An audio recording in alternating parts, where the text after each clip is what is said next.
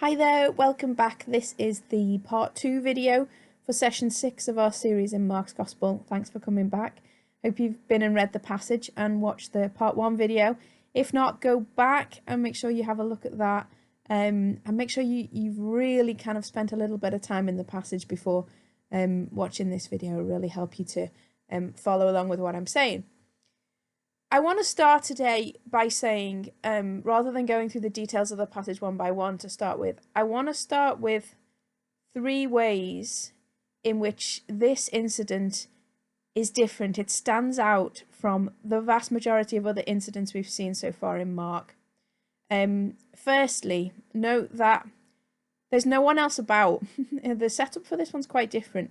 So in lots of the cases so far, we've either had a crowd following Jesus to the lake, or we've had the Pharisees questioning something that the disciples have done publicly, or a group gathers around a house, or here we don't get any overt mention of groups gathering. It says that Jesus was trying to be alone and just couldn't be. But he is in a private house, so there's a sense in which actually this is a private moment. This is not a public debate. This is not a conversation that happens in the earshot of the Pharisees or the wider crowd. We don't quite know exactly who is there, but Mark doesn't tell us that there's a wider context, so we do need to take that into account. I think that's really important. She is the star of this show. If you'll forgive the slight simplification, she is it's all about her, okay? And I think that as we go through, hopefully that will start to, what that really means will start to make sense to us a little bit. However, I think the core difference about this passage that makes it so challenging for us to read is the following one. So far, we have gotten used to, in the Gospel of Mark, this pattern of Jesus doing the unexpected, okay?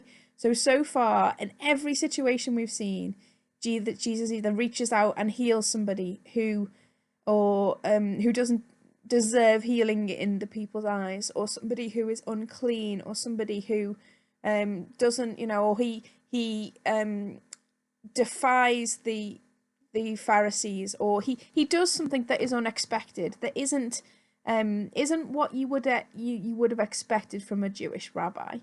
And that's the switch in lots of cases. It's going along. It probably should go this way, but Jesus says, no, that's not the way things work. And time again in this series, my message to you has been, Jesus should do this. And Jesus doesn't do this. Jesus gets in a boat and goes to the other side of the lake, etc., etc. Now here, the switch, it's almost like a bit of a double bluff. We've been getting used to Jesus doing the unexpected. And then weirdly here, Jesus says something. He engages this conversation with this woman in a way that actually perpetuates the status quo. Jesus says something that in his contemporary time wouldn't have been too controversial. Okay, so in ancient Judaism, in the ancient world, there was a widely held view in history, in kind of current affairs at the time, just like we have in metaphors and in political comedy and those kind of things today. Winston Churchill is the bulldog, yeah? This idea that we represent people in terms of other things. Well, in lots of Jewish history, the Gentiles were represented as dogs. Jesus doesn't come up with this idea. This would have been widely held. I've got a quote here from a Rabbi Eliezer, who says, "He who eats with an idolater is like one who eats with dogs." This idea was all over the place. And so in one sense, Jesus says that which is expected of him. It wouldn't have raised too many eyebrows amongst his Jewish compatriots. Let's get to the core of what he says, though. So Jesus suggests, or Jesus' comment suggests, you don't want to deprive the Jews in order to share with the Gentiles. So she comes up and she has no right as a woman, as a Gentile, and as a Syrophoenician. Have a look at Syrophoenicia. It's Matthew calls her the Canaanite woman because she represents the enemies of God. This woman was the least expected person to come and ask something of Jesus on so many levels, socially, politically, religiously. She was so far away from it. Nobody should have really barged in on Jesus in a private home, but she was the bottom of the barrel in terms of the list of people who should have been coming and demanding things of him. And basically she asks something of Jesus, and Jesus says that which would have been generally accepted by most of his compatriots at the time, that there's a sense in which you don't want to take from the Jews that which is due them and give it away to people who don't deserve it. Okay? Now that doesn't sit particularly right with us, right? But let's keep reading, because that's not the end of the story. So, the first surprising thing is no one else is there. It's about him and her. Number 2, Jesus takes this role of saying the thing that's expected. And the third surprising thing is that in this double switch in the narrative, where Jesus takes the role of the expected thing, she gets to be the voice of the unexpected thing. So far in Mark, we've seen over and over again that the unclean spirits get to declare who God is. This is the Son of God. You are the Holy One of God. We've had that over and over again. And here we get that again, but in a double switch almost, in that she gets to be the one who says, but hang on a minute, I've read the story. Okay, and by that I mean she is presented by Mark to us as the expert story reader. Now let me explain this to you. So she says, I know there's more than enough. Why are you saying that if you give bread to the Jews, that there won't be enough for the Gentiles? I've read this story. You've just said a chapter ago that all ate and were satisfied, that you've got enough to go around, that there's resources for everyone. So she calls Jesus up to that which he's already said.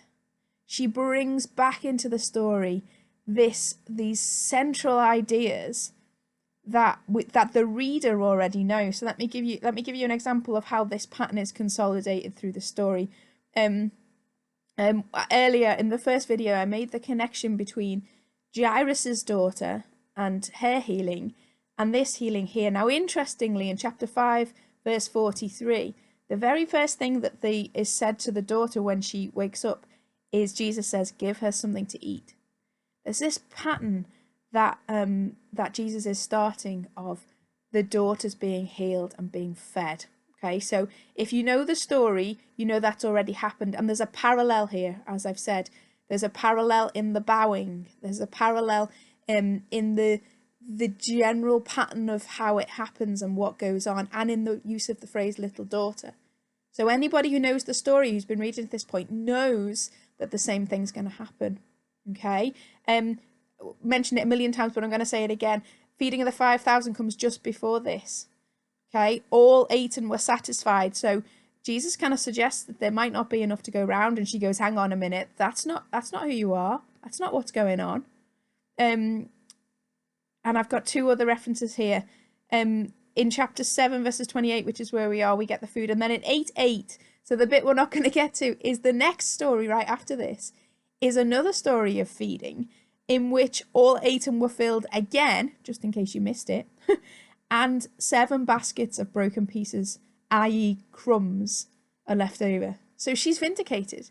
Her claim here that there's plenty to go around is vindicated in just the next story. She says, look, don't come at me with there's not enough to go around. I know who you are. I know what you're about. I know that you're from God. I know that there's plenty for everyone. And so there's a sense in which she doesn't challenge this act. She says, call me a dog. I don't mind. Put me at the bottom of the pile, because it doesn't matter. It doesn't matter. There's so much to go around that actually there isn't a hierarchy anymore. If there's enough to go around, if there's plenty to feed everybody, then it kind of doesn't matter whether I'm fed first or last, because there's enough to go around. There's resources for everybody to be fed. And I think that's the switch. So she is shown to get it in a story where the disciples and the religious leaders and the secular leaders don't get it. Over and over again, we've seen that. They just fail to comprehend what Jesus is doing. She gets it. She is put up as this example of somebody who is bold enough and has read the story closely enough, has listened to who Jesus is and what he's saying closely enough to be able to call him on it, to be able to say, no, hang on a minute, that's not what you're about. And the massive, massive upside for us and for the story and for her is that she gets to be shown as the one who the story is about. And I mean that sincerely. I mean, so that the world would say she's all wrong. You know, she's a woman, she's a Gentile, she's a Syrophoenician. The ancient world would have said she's not what it's about, and Jesus steps aside and allows it to be seen that she is what it's all about. I've written here, she's all wrong to be a vehicle of God's power, but allowing her this role in the story, Mark demonstrates that she's what it's all about. So the back to front kingdom has been made back to front. And as a final comment, that process of allowing her to shine, of allowing her to participate, of allowing her to demonstrate what it looks like to get it, requires a cost to be paid by Jesus. So if she takes the role of the one who gets it, then actually Jesus takes the role of one who takes on the shame and the confusion and the pain of being seen to not get it.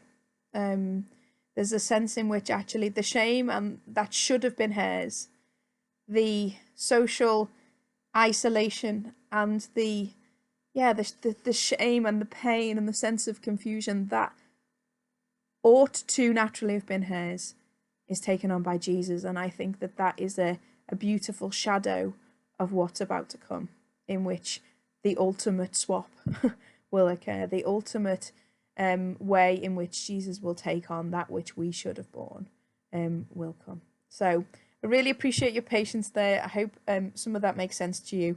There's so much more in there. I mean, I could talk for days on this, so apologies for that. But yeah, I'd be really interested to know what you make of some of that, and hope your discussions go really well.